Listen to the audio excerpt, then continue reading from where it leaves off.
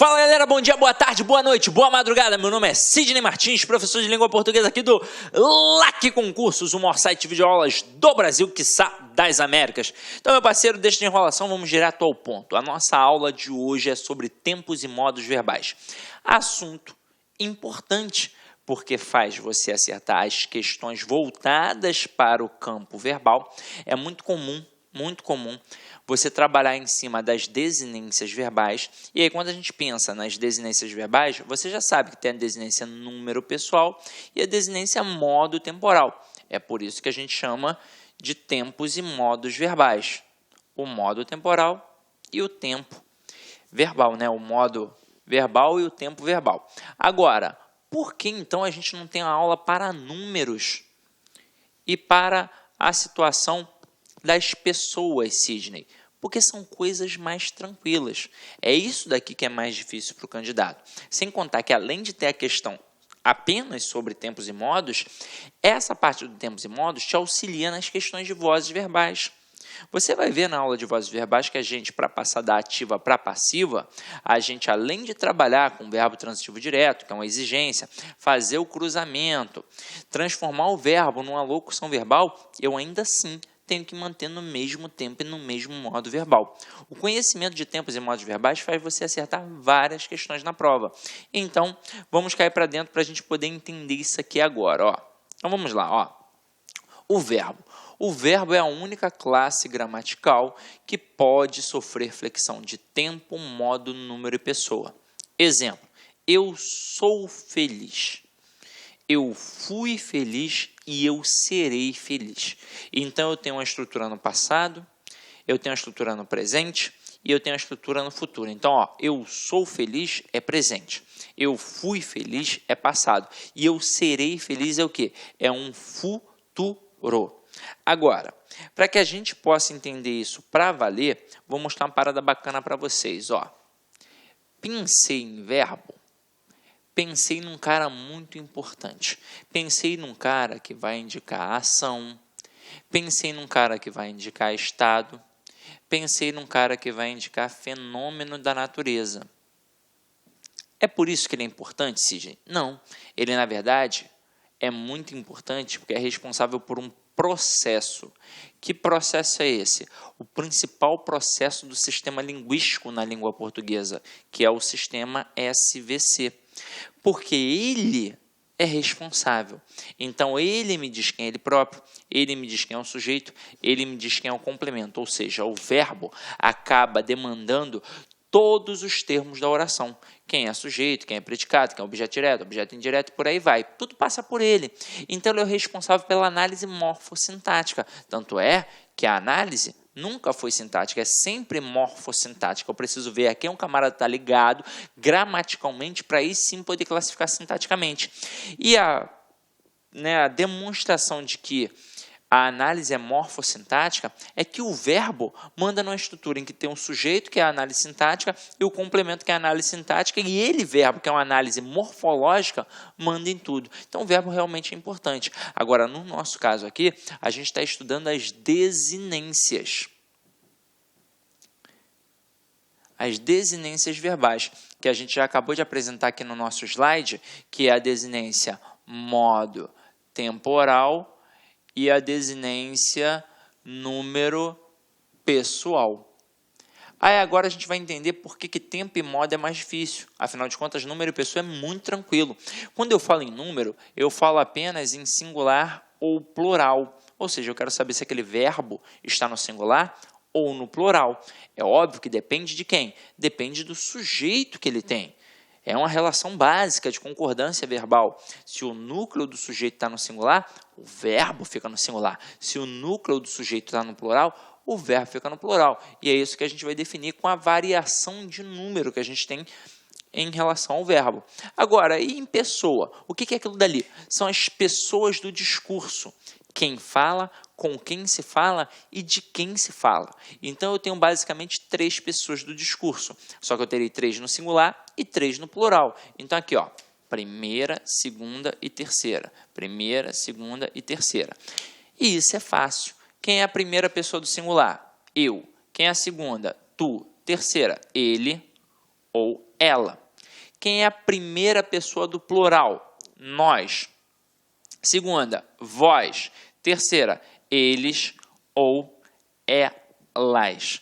Isso é molezinha. Onde é que o bicho pega? No modo e no tempo. Então, como a nossa aula hoje é de tempos e modos, vamos apagar aqui e cair para dentro para a gente poder entender melhor aquilo dali, ó.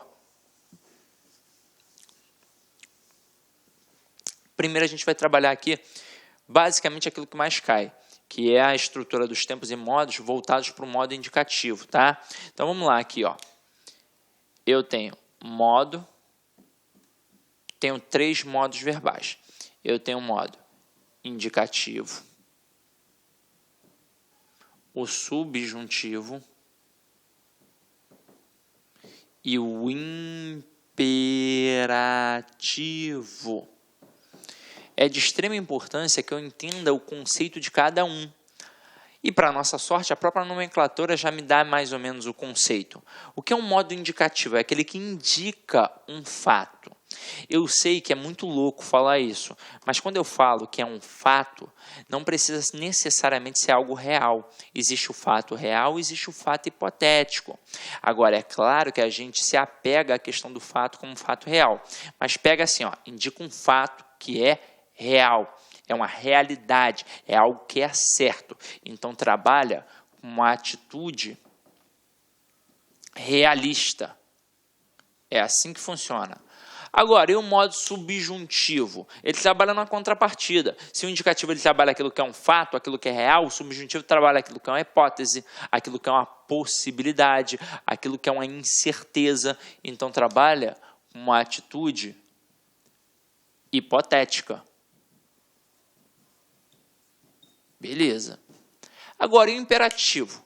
O que o imperador faz? Ele manda, ele ordena. Então, trabalha com ordem. Como é que isso funciona na prática? Simples. Eu digo assim, ó. João, saia daqui agora. Então, eu acabei de fazer o quê? Dar uma ordem.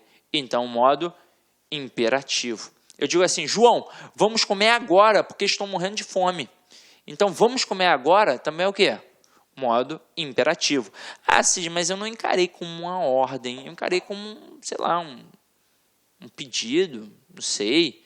Gente, não precisa ser necessariamente ordem. Ah, é a ordem. Pode ser um pedido, pode ser uma súplica, pode ser um conselho. Agora, o teor imperativo, o teor da ordem, ele está por ali. Então, o modo imperativo, basicamente, ele indica uma ordem. Agora, e se eu falar assim, ó, o João quebrou um copo. Então, eu agora não dei uma ordem. Não tem como eu pensar na concepção de modo imperativo. Aí eu vou pensar no modo indicativo e no subjuntivo. Se eu estou falando que o João quebrou um copo, isso não pode ser uma possibilidade. Isso só pode ser algo que realmente aconteceu. Isso é um fato real. Isso é uma certeza. Então, se é uma certeza, é o modo indicativo. E se eu falar assim, ó, João talvez soubesse as respostas da prova. O João sabe, talvez soubesse. Então, é uma possibilidade. Por isso, é um modo indicativo, porque trabalha em cima de uma hipótese. Tranquilo ou não tranquilo? Tranquilo, né? Então, vamos lá. Ó. Próximo agora é o mais difícil. Ó, é o tempo. Aí, quando eu penso em tempo, eu também tenho 3 tempos verbais. A gente se habitua, desde a época da escola, a falar passado, presente e futuro. Mas a gente vai chamar aqui, ó, de pretérito, presente e futuro. Agora, se liga. Por que o tempo é mais difícil que o modo? Porque o tempo se ramifica, coisa que não acontece com o modo. O modo são 3, pronto e acabou. Agora, o tempo, ele vai se ramificar. O presente não, porque ele é pontual, está acontecendo. Mas o futuro, ele se ramifica em futuro do presente e futuro do pretérito. O pretérito também se ramifica em pretérito perfeito, pretérito imperfeito e pretérito mais que perfeito. De todos eles, sem sombra de dúvidas, o que acaba caindo mais nas provas é o pretérito, a começar pelo maior número de ramificações, sem contar que o aluno, eu já mencionei isso a vocês, ele não aprende realmente na escola a diferença de perfeito para imperfeito para mais que perfeito. Pode ser até que tenha aprendido, mas talvez tenha esquecido. Mas normalmente eu pergunto, e aí, lembra que você estudou isso na escola? O cara, não lembro. Sabe a diferença? Não sei. E é algo super tranquilo. Basta eu saber o conceito da palavra perfeito. É só olhar no dicionário. A palavra perfeito significa completo. Como assim, Sidney? É isso mesmo? É. Por exemplo, quando o médico entrega o filho na mão das mães, ele sempre diz assim, ó, seu filho nasceu perfeito. Lá na hora do parto, ele disse, seu filho nasceu perfeito. O que significa isso? Que ele nasceu completo, que ele nasceu com boquinha, com bracinho, com perninha, com orelhinha e por aí vai. Então dizer que eu tenho um pretérito perfeito é a mesma coisa que dizer que eu tenho um passado completo. Ou seja, um passado completamente realizado. Como é que isso funciona, Sidney? Você me pergunta, Sidney, o que você fez ontem? Aí eu digo, ontem eu joguei bola. E aí se eu joguei bola, joguei bola. É passado, não é passado? E não já acabou? Já acabou. Então, se já acabou, é um passado completamente realizado. Então, um pretérito perfeito. Agora, e o pretérito imperfeito? Aí se liga. Perfeito é completo. Este prefixo in aqui, ele é um prefixo de negatividade. Então, é óbvio que o imperfeito não vai me dar essa noção de completude. Ele vai negar aquela completude. Aí vai me dar uma noção de quê? De continuidade. Então, vamos anotar aqui, continuidade. É um processo contínuo, é uma rotina, é um hábito. Então, você me pergunta, Sidney, o que você fazia há 15 anos? Aí eu vou responder, eu só jogava videogame. E aí, na hora que eu respondo que jogava videogame, isso é passado, presente ou futuro. Isso é um passado. Agora, pensa comigo, eu fiz isso só uma vez? Não, era um hábito, era uma rotina. Eu joguei várias e várias vezes. Então, eu jogava. Era um hábito, era uma rotina. Tanto é que tem algumas bancas que, às vezes, elas simplesmente perguntam se é um passado com processo contínuo, que indica hábito, que indica rotina. Você sabe que ali você está diante de um pretérito imperfeito do indicativo. Tranquilo? Agora, e o pretérito mais que perfeito? Ele é mais que completo. Ele é o que a gente chama de passado do passado. Ou seja, ele será um tempo verbal no passado, anterior a outro tempo também no passado. Como é que isso pode cair em prova? De duas formas. Ou o camarada simplesmente trabalha numa concepção gramatical em cima das desinências do verbo, para poder jogar em cima daquilo dali, ou ele vai trabalhar até possivelmente numa concepção semântica, numa questão de interpretação. Vamos lá. Se o camarada vai cobrar uma estrutura morfológica, pode ser até que ele apresente a vocês os dois verbos para que vocês possam comparar. Então, vamos lá. João e Maria são casados. Vou criar um pequeno texto aqui. Aí eu digo que o João era casado com a Maria e tinha por hábito agradar a sua esposa. Então, o João sempre tirava os sapatos que sua mulher usara na festa. O que aconteceu primeiro? Primeiro o João tirou esse sapato ou a Maria usou o sapato? Gente, no processo narrativo, primeiro a Maria usou o sapato para depois o João tirar. Então, este usara é um pretérito mais que perfeito, porque é um tempo verbal no passado, anterior a outro tempo também no passado, que no caso aí é o tirava. Até aí tudo bem? Agora, e numa questão até de interpretação, é possível? Claro que é possível. A gente cria um diálogo aqui entre o João e o Pedro. Aí o João pergunta ao Pedro, Pedro, em 2000 você estava fazendo faculdade? Aí reparem, se o Pedro tivesse feito apenas uma faculdade, ele responderia assim, sim, João, em 2000 eu fiz a faculdade de Direito. Ele utilizaria o pretérito perfeito para mostrar que já fez e que já acabou. Um passado completamente realizado. Agora, imagina O Pedro respondendo assim: sim, João, em 2000 eu fizera a faculdade de Direito. Deu margem para eu entender que ele fez mais de uma faculdade e que em 2000 ele estava fazendo a de Direito e que depois que ele terminou a de Direito, houve outra, ou até mesmo outras. Não importa.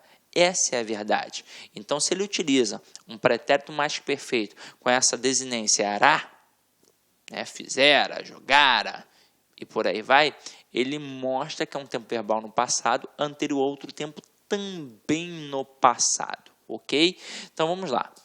De todos aqui, é óbvio que o que merece mais atenção é o pretérito imperfeito do indicativo, que é o tempo verbal que mais cai nas provas, tá? Então, na aula de vozes verbais, eu até dei um bisuzinho. Joga lá para você olhar como é que funciona. Mas ele é o que mais cai, tá? Não significa que seja o único, mas é o que mais cai.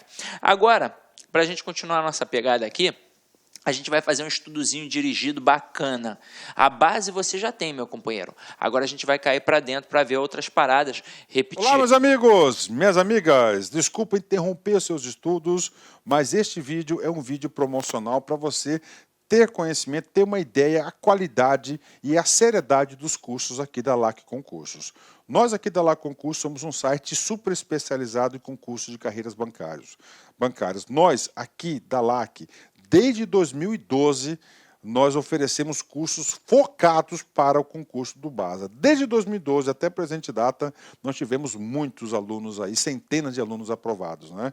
E nós temos uma promoção muito grande, um curso, gente, fora de série, um curso com centenas de aulas focadas no concurso do BASA, por apenas 10 parcelas de R$25. É isso mesmo. Venha fazer o nosso Personal Coach. O Personal Coach é um estudo em regime de metas, onde a gente tem todo um trabalho pedagógico, um trabalho de administração, onde a gente estipula metas de aula de segunda a segunda para o aluno. De forma que, se o aluno conseguir, tá certo, cumprir essa meta aí, tenho certeza que ele ficará competitivo. Bacana? Então vem estudar conosco aqui na LAC Concurso, tem um link aqui para você fazer a sua matrícula. Um forte abraço, fique com Deus, até a próxima, se Deus quiser. Tchau, tchau. Clique lá.